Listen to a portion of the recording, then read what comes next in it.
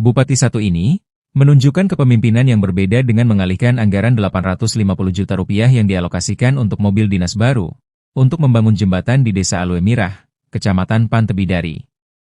Keputusan ini diambil karena jembatan tersebut merupakan akses vital bagi warga setempat yang rusak sejak tahun 2023.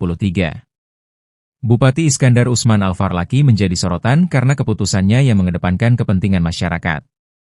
Ia memilih untuk tidak menggunakan anggaran mobil dinas baru senilai 850 juta rupiah dan mengalihkannya untuk pembangunan infrastruktur yang lebih dibutuhkan.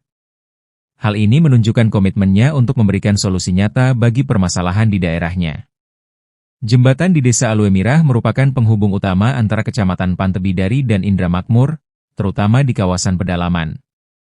Kerusakan jembatan sejak tahun 2023 memaksa warga untuk menggunakan jembatan darurat yang terbuat dari batang pohon kelapa. Pembangunan jembatan baru sangat penting untuk memastikan aksesibilitas dan kelancaran aktivitas warga. Bupati Iskandar Usman Al-Farlaki secara tegas menyatakan komitmennya untuk membangun jembatan tersebut dengan dana yang dialokasikan untuk mobil dinasnya.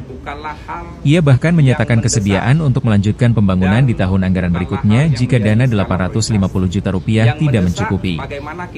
Sikap ini mencerminkan prioritasnya pada kesejahteraan masyarakat dibandingkan dengan fasilitas pribadi. Sementara kita cukup mengendarai mobil dinas yang ditinggal oleh Bupati atau PJ sebelumnya, bahkan mobil yang saya kendarai yaitu sedan Camry saat ini masuk bengkel untuk perawatan.